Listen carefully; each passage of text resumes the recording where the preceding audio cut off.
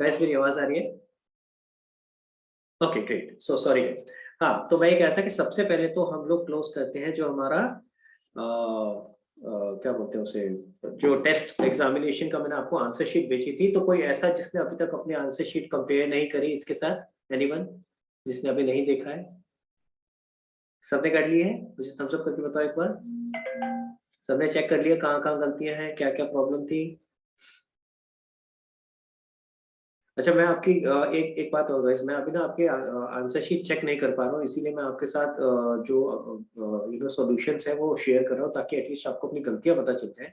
तो as soon as I will get a time, मैं अभी थोड़ा सा ऑक्यूपाइड ज्यादा चल रहा हूँ इस समय, तो जैसे ही टाइम मिलेगा मैं आपके आंसर शीट चेक करके आपको दे दूंगा, ठीक है ना?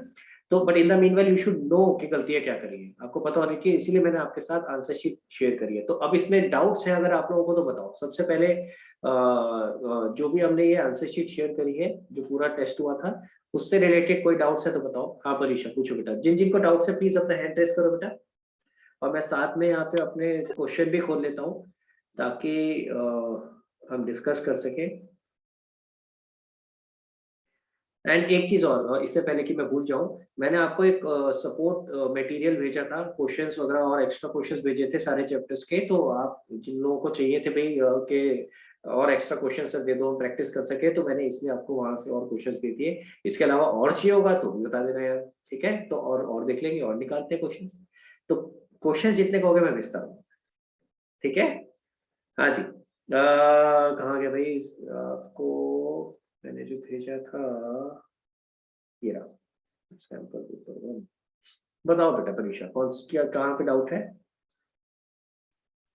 फर्स्ट क्वेश्चन में प्रॉमिस क्यों नहीं? ओके, सो प्रॉमिस से बेटर वर्ड होता है अंडरटेकिंग, क्योंकि एक तरह से आप उसको मतलब मैं कैसे बोलूं,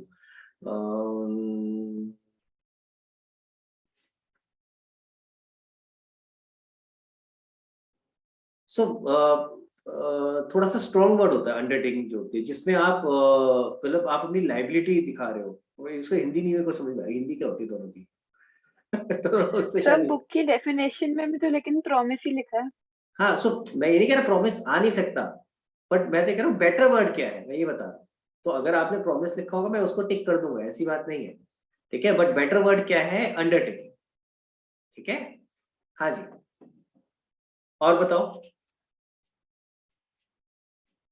अवनी आपका क्या डाउट है बेटा?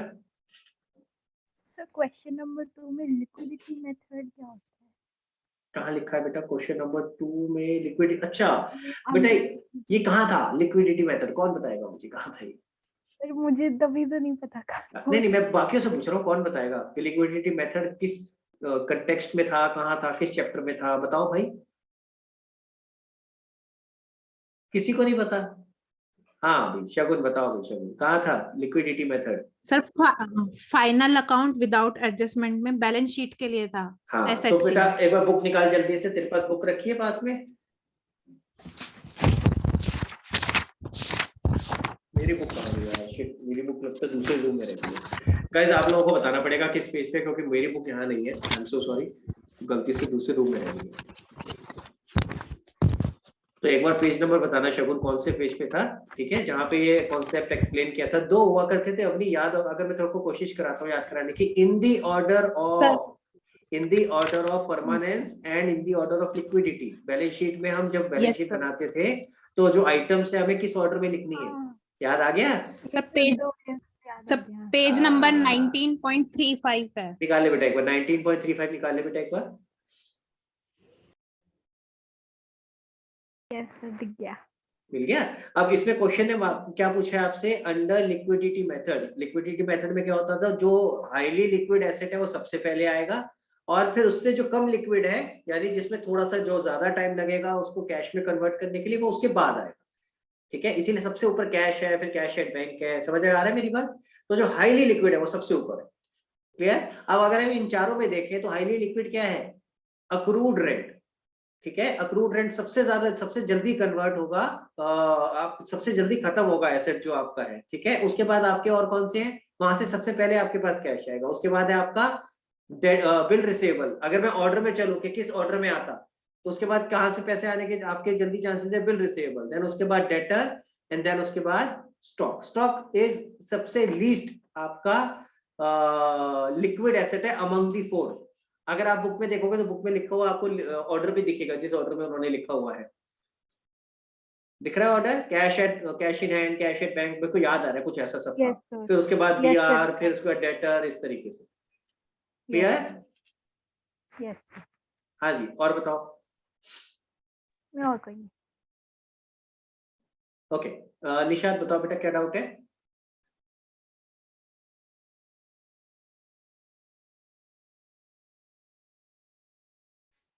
निशाद आ रही है? तेरी आवाज नहीं आ रही बेटा।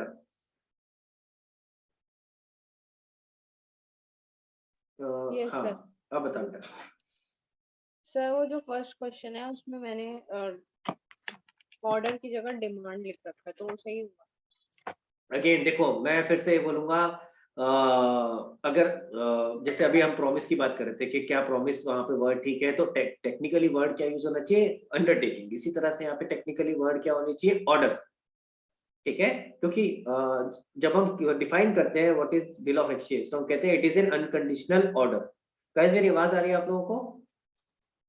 बीच में हैंग हो गया, I am not sure whether you were able to hear me. Nishat मेरी आवाज आ रही थी?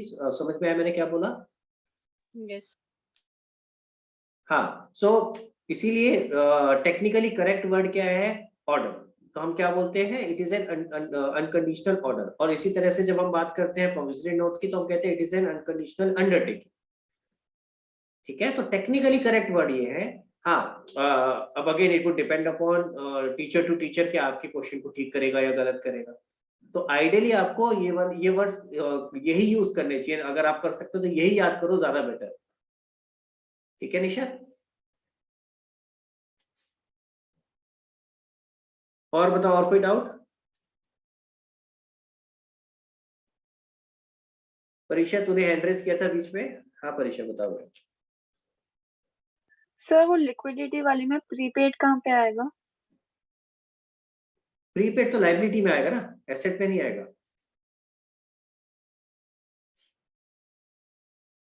प्रीपेड सॉरी मैं गलत बोल गया। ओहो मैं मेरा दिमाग एक्चुअली कुछ और चल रहा था। हाँ, तो let's say for example again prepaid rent ले लेते हैं। तो प्रीपेड रेंट है या अक्रूड रेंट है, वो दोनों सिमिलर लेवल पे आएंगे। तो आपका शुरू में यही आएंगे, प्रीपेड रेंट, अक्रूड रेंट, ये दोनों, ये सारी चीजें आएंगी। उसके बाद फिर आपका बीआर, डेटर, ये सब आ जाएंगे। देन उसके बाद स्टॉक आएगा। ठीक है, और सर थर्ड क्वेश्चन भी एक्सप्लेन कर दीजिए। थर्ड क्वेश्चन भी कर समझ लेते हैं भाई। थर्ड क्वेश्चन क्या कह रहा है? थर्ड क्वेश्चन कह रहा है choose the correct answer from the options given below. तो इनमें से कौन सा करेक्ट है ये चूज करना है। कह रहा है excess of closing capital over opening capital denotes. तो अगर मेरा साल के एंड में कैपिटल है 4 लाख और जब मैंने साल शुरू किया था तब कैपिटल था 3 लाख। ठीक है, क्लियर? तो ऐसे केस में हम इस डिफरेंस को क्या मान के चलेंगे कि ये डिफरेंस क्या है? भाई साल के एंड में अगर 4 लाख हो गया और साल के शुरू में 3 लाख था, तो नॉर्मली किस वजह से बढ़ सकता है कैपिटल? तो कैपिटल 2 रीजन से बढ़ सकता है। या तो मैंने और पैसे लगाए हो, यानी उसको क्या कहते हैं, एडिशनल कैपिटल, या मैंने प्रॉफिट कमाया हो। समझ आ रही है मेरी बात? क्लियर हो गया? 2 रीजन हो सकते हैं। अब क्वेश्चन के अगर आंसर्स को देखोगे तो क्या लिखा है? पहला लिखा है प्रॉफिट, दूसरा लिखा है लॉस, तीसरा लिखा है नो प्रॉफिट नो लॉस, चौथा लिखा है profit if there is no introduction of fresh capital. तो पहले हम बात करते हैं पहले 3 की। पहले 3 की बात कर लेते हैं, फिर मैं चौथे पे आऊंगा। पहले 3 में से अगर मैं बात करूं तो बी और सी तो हो ही नहीं सकता। अगर लॉस होता तो कैपिटल कम हो जाता, बढ़ता थोड़ी ना, कम हो जाता ना भाई लॉस से। और अगर no profit no loss situation होती तो जो आपका साल के शुरू में प्रॉफिट था, कैपिटल था, वही साल के एंड में रहता। तो सेकंड और थर्ड तो नहीं हो सकते सर। ए पार्ट तो हो सकता है। तो ए और डी में से आपने डी क्यों चूज किया? तो अगर आपके 2 करेक्ट आंसर हो सकते हैं तो जो बेस्ट आंसर होता है उसको चूज करना होता है। समझ आ रही है मेरी बात? तो अगर आपके एक से ज्यादा करेक्ट आंसर है इन मल्टीपल चॉइस क्वेश्चन, तो जो बेस्ट आंसर है उसको चूज करना होता है। तो ऐसे केस में डी बेस्ट है। क्यों? क्योंकि मैंने कहा 2 वजह से बढ़ सकता है, कैपिटल से भी, एडिशनल कैपिटल से भी बढ़ सकता है और प्रॉफिट से भी बढ़ सकता है। अब डी पार्ट में क्या लिखा है? Profit if there is no introduction of fresh capital. इसका मतलब क्या? अगर एडिशनल कैपिटल कुछ नहीं आया तो जो क्लोजिंग कैपिटल और ओपनिंग कैपिटल का डिफरेंस है, it is due to profit only. तो this is correct, this is better answer than the A part. A part is incomplete, profit भी हो सकता है और एडिशनल कैपिटल भी हो सकता है। समझ आ गया परीक्षा? ठीक, अगर डी पार्ट नहीं दिया होता या डी पार्ट में कुछ और होता जो कि गलत होता, फॉर एग्जांपल डी पार्ट में कुछ और होता जो गलत होता, तो फिर A part should have would have been the answer. तो हमें क्या देखना होता है, best of the answer from the given alternative. तो 4 में से बेस्ट आंसर क्या है जो हमारे क्वेश्चन को सूट करता है। गाइस सबको समझ में आया वाला पॉइंट? क्लियर हुआ?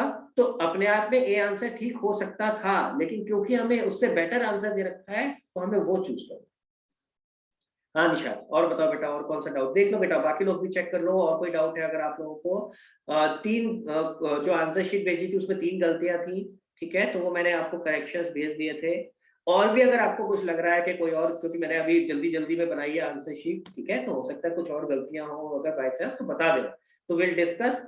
अगर लगेगा हाँ कुछ गलती हुई है तो I will communicate it over with you. हाँ निशा पूछो बेटा। सर इसका जो क्वेश्चन नंबर 7 है उसमें लिखा हुआ था charge in the trading account, तो वो समझ में नहीं आया। हाँ, तो क्या लिखा है, give an example of an item which may have been treated wrongly as revenue expenditure and charged in the trading account when it should have been treated as capital expenditure। यानी कोई ऐसा खर्चा जो आपने गलती से, चार्ज का मतलब होता है जैसे हम एक्सपेंसेस को बोलते हैं चार्ज करना, और इनकम को बोलते हैं क्या बोलते हैं, अर्न करना, ठीक है। तो जब हम एक्सपेंसेस को डेबिट करते हैं trading profit and loss account में तो उसको चार्ज करना कहते हैं। क्लियर हो गया? तो ऐसा कोई खर्चा जो आपने trading profit and loss account में चार्ज कर दिया, लेकिन वो आपका ट्रीट होना चाहिए था कैपिटल एक्सपेंडिचर की तरह। सर अगर इसमें मैंने लिखा है कि installation charges paid for newly purchase machinery treated as wages. हाँ बिल्कुल ठीक है बेटा, बिल्कुल ठीक है, ठीक है ना। तो आपने, क्योंकि वो कैपिटल नेचर का था, आपने उसको रेवेन्यू नेचर का कंसीडर कर लिया, तो यही क्वेश्चन आपसे एग्जांपल पूछ रहा है, कैसे एग्जांपल बताओ। हाँ जी, और कोई डाउट चेक करो बेटा। प्रथम, स्निग्धा, शगुन, बेटा कोई डाउट? तनीषा, ईशा, भव्या? हाँ निशा पूछो बेटा। सर जो इसका 17th क्वेश्चन था उसमें मैंने जो पूछा था 10% इन्वेस्टमेंट। हाँ ये समझ लो भाई, आ जाओ सब लोग, देखो 17th क्वेश्चन पे आओ, मैं समझा देता हूँ ये वाला पॉइंट। देखो सर 17th क्वेश्चन में एक पॉइंट लिखा था जिसमें ए पार्ट में लिखा था इंटरेस्ट अक्रूड ऑन इन्वेस्टमेंट 525, ठीक है। ये ध्यान से समझना इस पॉइंट को। पहले सबको मिल गया? पहले मुझे बताओ, Isha, Bhavya, I can't see you, Isha, Bhavya, Snigdha, तो प्लीज अपना थम्स अप करके बताओ इफ यू अंडरस्टूड के कहां पर है। ईशा आपका हैंड रेस दिख रहा है, अगर तेरे को मिल गया तो थम्स अप करके बता। ये मिल गया? कहाँ है पॉइंट? क्वेश्चन नंबर 17 में ए पार्ट। सर टेस्ट नहीं दिया था। क्यों? सर मैसेज करा तो था आपको। क्या करा था? मुझे तो याद भी नहीं है आपको, क्या हुआ था? सर तबीयत ठीक नहीं थी। तो फिर हमारी बात तो हुई थी कि उसके बाद में फिर दे दियो, तो तुमने वैसे दोबारा कांटेक्ट क्यों नहीं किया अभी तक?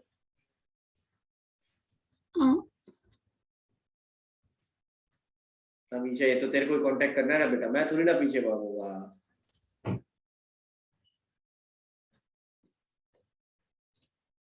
ओके सर, कब देना है?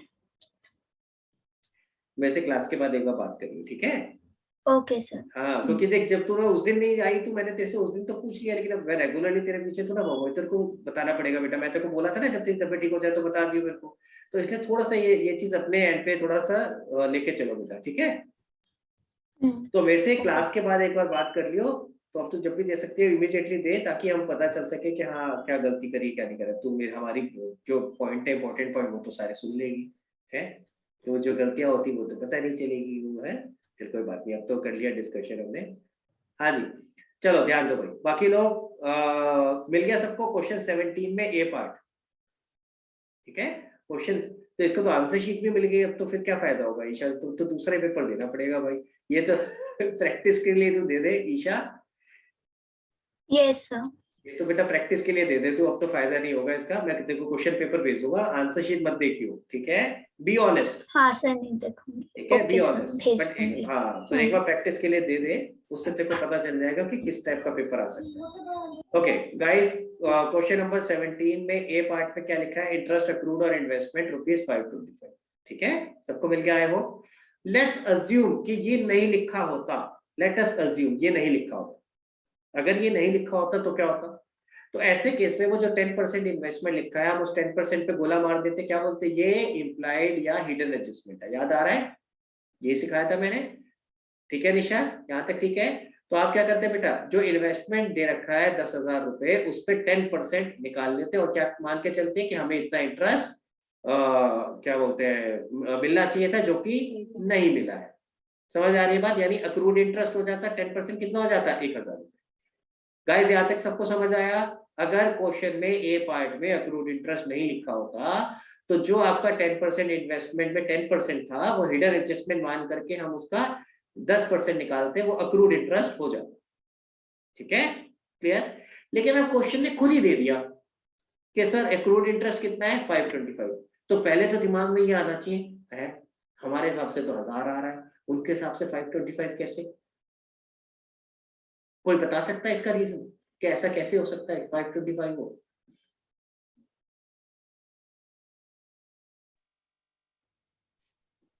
सिर्फ परीक्षा, और कोई नहीं बता सकता? हाँ चलो अवनी से पूछते हैं पहले। अवनी बता बेटा, क्यों कैसे हो सकता है 525? 10% इन्वेस्टमेंट हमारा ट्रायल बैलेंस में है, तो मतलब वो 10% एडजस्टेड हो चुका है, तो उसका एक ही इफेक्ट आएगा। नहीं, और जो इन्वेस्टमेंट का तो सुन नहीं, तो मैं बताता हूँ, जो आप पॉइंट कह रहे हो ना, उसको पॉइंट को क्लियर कर देता हूँ। इन्वेस्टमेंट का तो एक ही इफेक्ट आएगा कि इन्वेस्टमेंट जाएगी बैलेंस शीट में। हम इन्वेस्टमेंट का इफेक्ट नहीं कह रहे, वो जो 10% है वो इम्प्लाइड एडजस्टमेंट मान के चलते हैं ना, कि इसका मतलब क्या है? 10% इंटरेस्ट मिलना चाहिए। अब क्वेश्चन में इंटरेस्ट रिसीव तो कहीं आ नहीं रहा, ट्रायल बैलेंस में आ रहा है क्या? नहीं आ रहा नहीं, है ना। तो हम क्या करते थे, हम उसका 10% निकाल लेते थे। 10,000 का 10% 1,000, हम वो मान के चलते थे कि 1,000 मिलना चाहिए था, जो कि नहीं मिला है, यानी कि 1,000 इज अक्रूड इंटरेस्ट। और उसके दो इफेक्ट लेके जाते फिर अक्रूड इंटरेस्ट के, एक एसेट साइड में आता बैलेंस शीट में, और दूसरा आपका प्रॉफिट एंड लॉस की इनकम साइड पे यानी क्रेडिट साइड पे आता इंटरेस्ट, अक्रूड इंटरेस्ट के नाम से, कि इतना इनकम हमने करंट ईयर में कमा लिया, चाहे रिसीव नहीं हुई है लेकिन कमा ली। समझ आया? यस, तो जो आप पॉइंट कह रहे थे वो इन्वेस्टमेंट के लिए कि उसका एक इफेक्ट होगा, अक्रूड इंटरेस्ट के तो दो ही होंगे। सवाल यहाँ पे ये है कि हम अक्रूड इंटरेस्ट 1,000 क्यों नहीं ले रहे? अगर हम 10% निकाले 10,000 का, तब तो 1,000 आता है। यहाँ क्वेश्चन में 525 कैसे दे रखा है, ऐसा क्यों? हाँ जी, कौन बताएगा? Anyone else? तो मैं मान के चल रहा सबका गलत है, इसका मतलब है। तो फिर भाई पूछ क्यों नहीं रहे हो तुम लोग बाकी लोग सवाल? जब मैंने बोला कि जो भी डाउट है पूछो, तो फिर निशात के अलावा बाकी लोगों के क्यों नहीं आए? बाकी लोगों के भी हैंड रेज होने चाहिए। प्रथम, क्यों भाई, क्या किया था? सर अगला क्वेश्चन क्या था? और मुझे लग रहा था यही बोलेगा, मुझे लग रहा था यही कहेगा सर, ये वाला ना छोड़ दिया मैंने, अगला कर दिया था, एक बात ही खत्म हो गई। अच्छा चल, अब अगर करना होता तो क्या करते, ये बताओ कि ऐसा क्यों है? समझ आ रहा है मेरी बात? ऐसा क्यों है कि वहां 1,000 निकल रहा है या 525? ऐसा कैसे हो सकता है? What could be the reason? Hint दे रहा हूं मैं, what could be the reason? There has to be a reason ना, कि 1,000 नहीं है 525 है। सर वो 10,000 में इंक्लूड होगा नहीं जो यार, बचा कैसे है। इंक्लूड होगा? ना ना ना।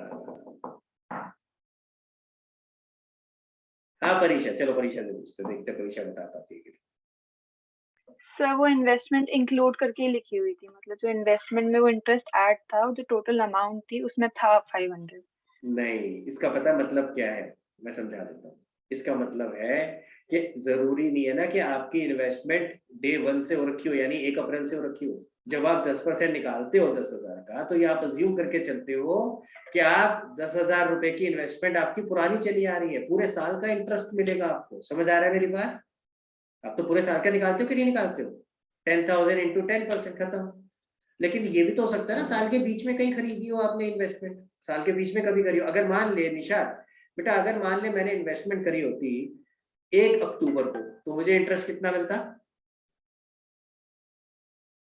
सर करंट फाइनेंशियल ईयर को लेकर इसी साल की बात कर रहा हूँ ना, जिस साल की बात हो रही है अभी 21-22 की। क्वेश्चन में जो ईयर एंडिंग है 22, तो अगर मान ले मैं इसी साल में मैंने किया होता 1 अक्टूबर को, 1 अक्टूबर 2021 को, 6 मंथ 6 मंथ्स का मिलता, यानी कितना मिलता?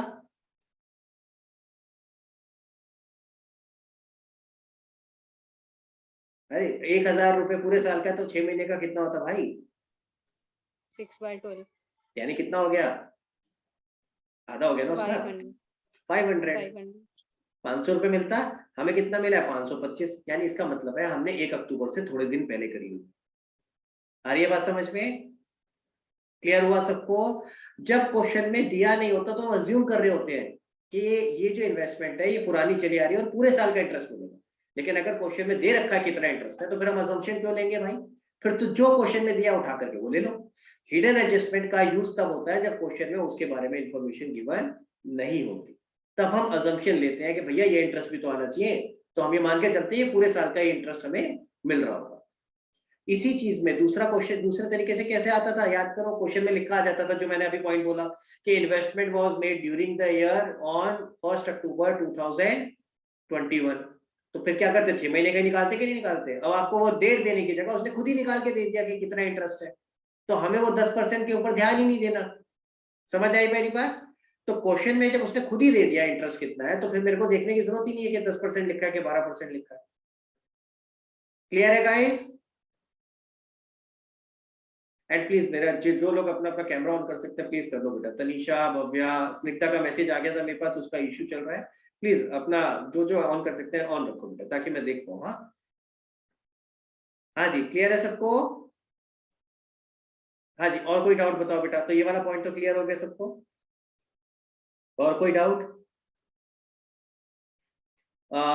इससे अगले वाले पार्ट में ये समझ में आ गया बैड डेट वाला। अब आप देखोगे ध्यान से अगर, तो मैंने 17 का जो फर्स्ट पार्ट था उसके अंदर तो मैंने फॉर्मूला यूज किया था। क्यों यूज किया था समझ आ रहा है? क्योंकि उसके अंदर ट्रायल बैलेंस में भी प्रोविजन था और बाद में भी प्रोविजन है, एडजस्टमेंट में भी प्रोविजन है, दोनों जगह प्रोविजन है, तो वहां फॉर्मूला यूज किया। लेकिन जो आपका सेकंड वाला पार्ट था और के बाद वाला, उस केस में आपको ट्रायल बैलेंस में कोई प्रोविजन नहीं दे रखा, तो फिर मुझे फॉर्मूला यूज करने की जरूरत नहीं है। क्लियर हो गया गाइस? ठीक है, तो इस बात को याद रखना है कि फॉर्मूला कहाँ यूज है ना, जहाँ दोनों जगह आपको प्रोविजन में ट्रायल बैलेंस में भी और नीचे एडिशनल इंफॉर्मेशन में भी प्रोविजन दे रखा है, तो फिर आप फॉर्मूला यूज करो।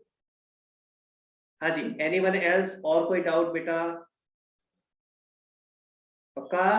तो मैं मान के चलूं कि आपको क्लियर हो गया सारा कुछ। अवनी, शगुन, प्रथम, हाँ करो भाई, थम्स अप करो, हाँ करो, कुछ करके बताओ ताकि पता चले। परीक्षा, आई कैन सी यू। बाकी लोग?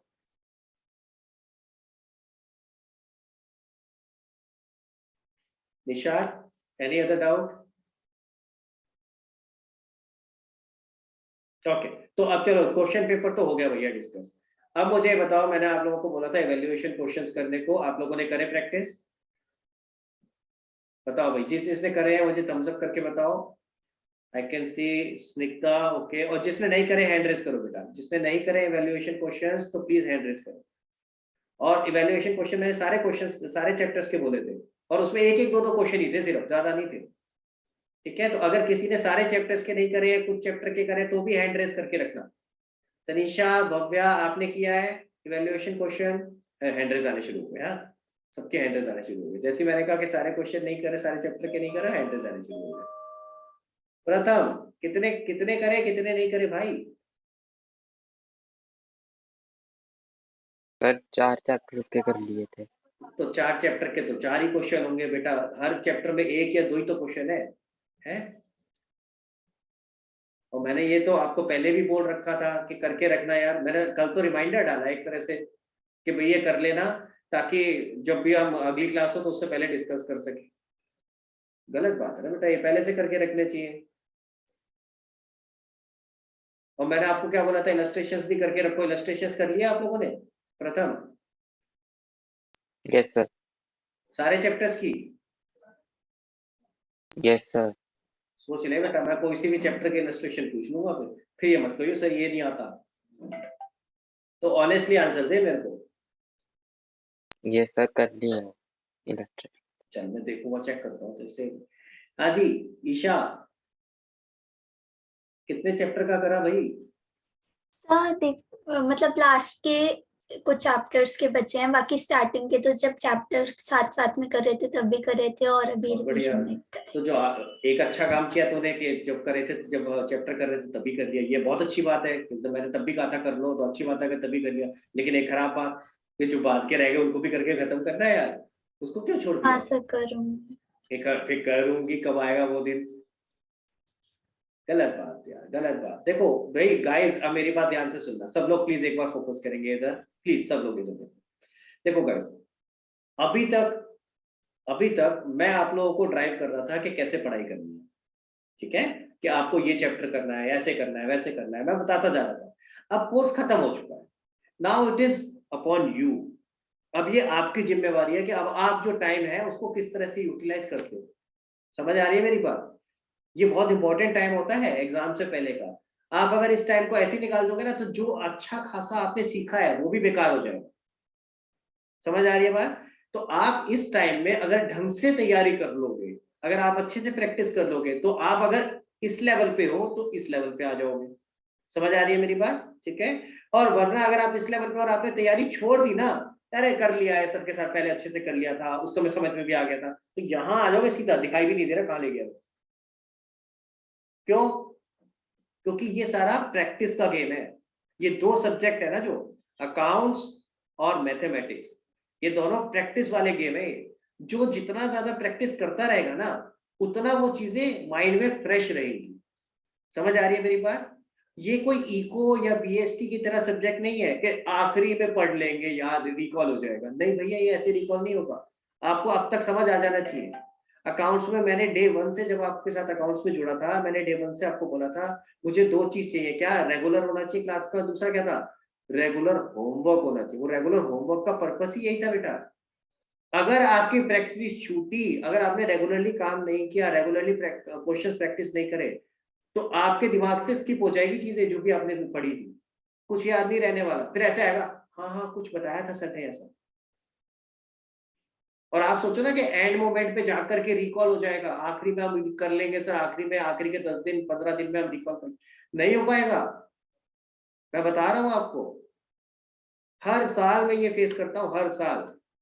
जल्दी कोर्स खत्म करने का एक नुकसान होता है। क्या नुकसान होता है? कि उसके बाद बच्चे आराम से बैठ जाते हैं, अरे हो गया कोर्स खत्म, अब हम दूसरी चीजों पे फोकस करेंगे, अकाउंट्स को छोड़। तो प्लीज ऐसे मत करना, मैं रिक्वेस्ट कर रहा हूँ आप लोगों से, ठीक है? जैसे हमारे देश के प्रधानमंत्री ऐसे हाथ जोड़ के आपसे रिक्वेस्ट करते हैं कि हाँ मास्क पहनो, ध्यान दो, है ये, ऐसी मैं भी आपसे हाथ जोड़ के रिक्वेस्ट कर रहा हूँ, प्लीज ऐसे नहीं करना, ठीक है? प्लीज ऐसे नहीं करना। साथ साथ प्रैक्टिस बहुत बहुत बहुत जरूरी है। और अब मैं प्रैक्टिस करने का एक और चीज भी बता रहा हूँ, सॉरी यार, इवैल्यूएशन क्वेश्चंस के डिस्कशन पे आते हैं। अभी कुछ इंपॉर्टेंट बात बताने जा रहा हूँ, ध्यान से सुनना। अगर ये आपने, जो मैं अब बात बताने जा रहा हूँ, अगर ये तरीका आपने अभी 11th में अपना लिया, अगर ये आपने अभी 11th में अपना लिया, तो 12th में जब वोट्स की बारी आएगी ना, life would become very easy for you. क्योंकि यही चीज आपको फिर 12th में करनी है, जो मैं आपको बताने जा रहा हूँ। प्रॉब्लम क्या होता है, हम लोग करते नहीं और 12th में आकर के फर्स्ट टाइम करते हैं ये चीज, तो ऐसा लगता है अरे बाप रे ये क्या हो गया, इतने सारी चीजें करा रहे हैं सर। तो अगर ये चीज आप 11th में कर लोगे ना, तो आपके लिए जिंदगी बहुत आसान हो जाएगी 12th की। क्या कराने के लिए बोल रहा हूँ मैं, ध्यान से सुनना। अभी तक आप प्रैक्टिस कर रहे थे, ध्यान से, ध्यान दो सारे लोग बेटा, अभी तक आप प्रैक्टिस कर रहे थे चैप्टर वाइज। अभी तक आप प्रैक्टिस कर रहे थे चैप्टर वाइज। आपने एक चैप्टर करा, उसका एग्जाम दिया, दूसरा चैप्टर किया, उसका एग्जाम दिया।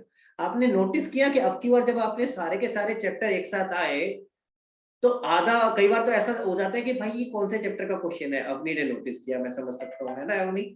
एक क्वेश्चन अवनी ने तो नोटिस, ये कहाँ से आ गया, ये क्या क्वेश्चन है ना? और ये सिर्फ अवनी आपने नहीं किया होगा, मैं बता रहा हूँ बहुत सारे और बच्चों ने भी किया होगा। अब तो चाहे उनको समझ आ गया होगा। मैं और सिर्फ उस क्वेश्चन की बात नहीं कर रहा हूँ, मैं इन जनरल बोल रहा हूँ कि होता क्या है, जब आप एक चैप्टर की ही प्रैक्टिस कर रहे होते हो, तो क्योंकि वो ताजा ताजा एक ही चैप्टर एक ही जैसा सा होता है, सिमिलर चीजें होती हैं उसके अंदर, है ना? अगर मैं बीआरएस बना रहा हूँ, तो बीआरएस में क्वेश्चन में अलग अलग सिनेरियो तो होंगे, पर बीआरएस का फॉर्मेट सब कुछ, वो सारा कुछ दिमाग में फिट होता है कि नहीं है? इसी तरह बिल ऑफ एक्सचेंज का क्वेश्चन कर रहा हूँ, तो उसका सारा कुछ एक ही फ्लो में दिमाग में फिट है सब कुछ, और सिमिलर से क्वेश्चन होते हैं, थोड़ा बहुत ही ऊपर नीचे चेंज होता है। लेकिन जब आप सारे के सारे चैप्टर इकट्ठे देते हो ना, then it is a game changing. ये ऑल टुगेदर बिल्कुल सारा का सारा आपका जो तरीका है, पैटर्न है, सारा डिफरेंट हो जाता है। इसमें 2-3 चैलेंजेस आते हैं। सबसे पहला चैलेंज आता है कि आपके सारे क्वेश्चन जितने भी चैप्टर के हैं मिक्स है। तो ऐसा नहीं है कि पहले बिल ऑफ एक्सचेंज के क्वेश्चन होंगे, फिर उसके बाद फाइनेंस स्टेटमेंट के होंगे, फिर उसके बाद आपके सपोज करो रेक्टिफिकेशन के होंगे। ऐसा नहीं है, कभी पहले बिल ऑफ एक्सचेंज का आ गया, फिर रेक्टिफिकेशन का आ गया, फिर बिल ऑफ एक्सचेंज का आ सकता है। तो सब आगे पीछे है। समझ आ रही है बात? तो क्या करना पड़ता है ऐसे में, क्या प्रॉब्लम आती है, आपको एक कॉन्सेप्ट से स्विच ऑन और दूसरे कॉन्सेप्ट से स्विच ऑफ करना होता है। यानी अगर मैंने अभी बिल ऑफ एक्सचेंज का क्वेश्चन किया, ध्यान से सुनो मेरी बात, बहुत ध्यान से जो मैं बता रहा हूँ, आपने बिल ऑफ एक्सचेंज का क्वेश्चन किया तो दिमाग में ताजा ताजा बिल ऑफ एक्सचेंज चल रहा है, ठीक है। फिर एकदम से क्या हुआ, उसको अगले क्वेश्चन पे आया, वो पता चला रेक्टिफिकेशन का, तब सोचा था रेक्टिफिकेशन में क्या कॉन्सेप्ट बताया था सर ने। तो स्विच ऑन स्विच ऑफ करना पड़ रहा है ना, एक तरफ से बंद करो इस कॉन्सेप्ट को, क्या सोच रहे थे, अब दूसरे कॉन्सेप्ट पे आ जाओ। तो इसके लिए भी प्रैक्टिस चाहिए होती है। आप जितने ज्यादा सैंपल पेपर करोगे, जितने ज्यादा सैंपल पेपर करोगे, उतनी ज्यादा आपको ये प्रैक्टिस हो जाएगी कि स्विच ऑन स्विच ऑफ कैसे करना है। समझ आ रहा है, ठीक है। ये चीजें हम नहीं करते आ रहे, मुझे नहीं लगता 10th में किसी ने कराओ तो करा होगा, उससे पहले तो बिल्कुल ही नहीं करते थे। अरे फाइनल पेपर जब होगा तब दे देंगे, खत्म बात। कभी प्रैक्टिस करिए उसके लिए अलग से, नहीं बस यूटी दी है बस हमने, तो है कि नहीं है, सच्ची बताओ मैं जो बोल रहा हूँ गलत है क्या हमने अलग से सैंपल पेपर्स कभी दिए हैं उससे पहले? 10th का मुझे पता नहीं, 10th में दिए थे आप लोगों ने कि नहीं दिए थे, परीक्षा दिए थे 10th में सैंपल पेपर्स? तो 10th में थोड़ा बोर्ड का हुआ होता है ना, तो थोड़ा सा विचार आ जाता, दे देते। तो भाई सेम काम 11th में भी करो। और इस सबसे इंपॉर्टेंट पार्ट है ये, मैं बता रहा हूँ, एक बार अगर आपको कॉन्सेप्ट पता चल गया ना, ध्यान से सुनना मेरी बात, अब मैं आपको तरीका बता रहा हूँ। हमेशा मैं 12th वालों को कैसे बताता हूँ वही आपको बता, जैसे ही पूरा आपका सिलेबस खत्म हो जाता है, जैसे ही the moment syllabus is completed, आपको तो सिलेबस खत्म हुए भी टाइम हो गया थोड़ा सा, मैं बीच में डाउट्स ले रहा हूँ, ये भी कर रहा हूँ, 3-4 चीज, अदरवाइज मैं बच्चों को कहता हूँ जैसे moment your syllabus is finished, you should start giving sample paper. You should start giving sample paper. Initially, frequency of sample paper कम हो सकती है, जैसे आप 2 दिन में एक बार दे रहे हो, क्योंकि आपको और सब्जेक्ट्स के भी देने हैं, मैं ये भी लेके चल रहा हूँ ना, ये नहीं कह रहा सिर्फ अकाउंट्स का ही देना, ठीक है। तो हो सकता है इनिशियली आप 2 दिन में एक बार दे रहे हो, ठीक है, लेकिन जैसे जैसे आप टाइम निकलेगा, क्योंकि आप सारा कुछ कर चुके होंगे, फिर आपको कुछ रिवाइज नहीं करना, कुछ नहीं करना, फिर आपकी फ्रीक्वेंसी ऑफ सैंपल पेपर देने की बढ़ जाती है। आप रोज एक दे रहे होंगे हर सब्जेक्ट का, क्योंकि आपने और कुछ नहीं करना, फिर आपको कुछ याद नहीं करना, वो सब कुछ हो रखा है, सैंपल पेपर से ऑटोमेटिकली रिवीजन हो जाती है।